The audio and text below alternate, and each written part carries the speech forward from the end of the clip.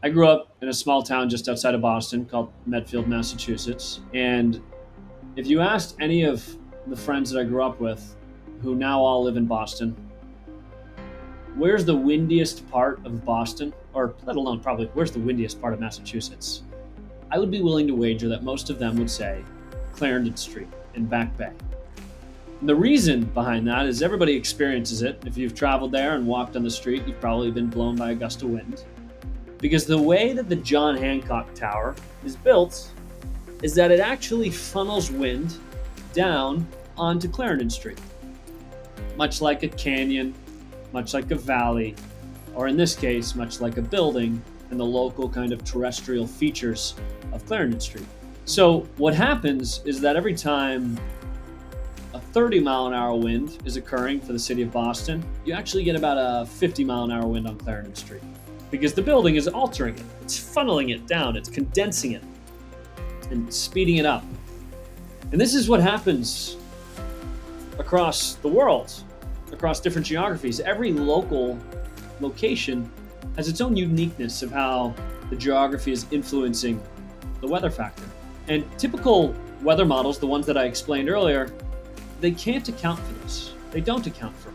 Because you think about a weather model as a byproduct of its resolution, and if the resolution of that weather model is 1 kilometer, 3 kilometers, 9 kilometers, 30 kilometers, these are all different major models across the globe that people use, you can never get an independent forecast for Clarendon Street. You get a single value that's representative for effectively all of Boston. In this case, 30 miles per hour.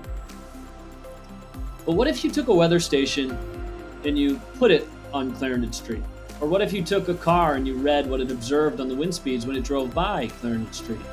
Or what if you took any other type of sensor and observed Clarendon Street when that 30-mile-an-hour wind was blowing? What it would pick up is that 50-mile-an-hour wind. And every time you did this, you would continue to see on that weather station, when a 30-mile-an-hour wind is blowing up top, you're going to get a 50-mile-an-hour wind on Clarendon Street. And that would happen again and again and again and again. And so that's an insight. That's something that's unique. And that's what our One Forecast infrastructure trains against.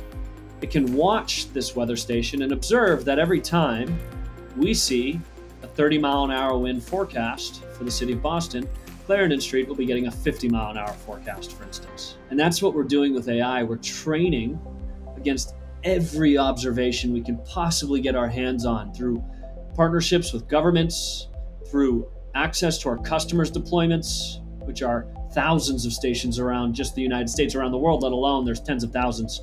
Within stations that we've deployed, like our own constellation of satellites that are revolving around every coordinate point around the world in near real time with space-based radar and sounder instruments, which are the most important observational data set for weather as a whole. And you think about this Clarendon problem and you scale it up. You go beyond just Clarendon Street and you think about how we're training our forecast models against every observation that we pick up, so that we can learn when we predict X, we're actually going to get X plus 5 or X plus 2 at this specific spot. We localize the forecast for our customers anywhere around the world.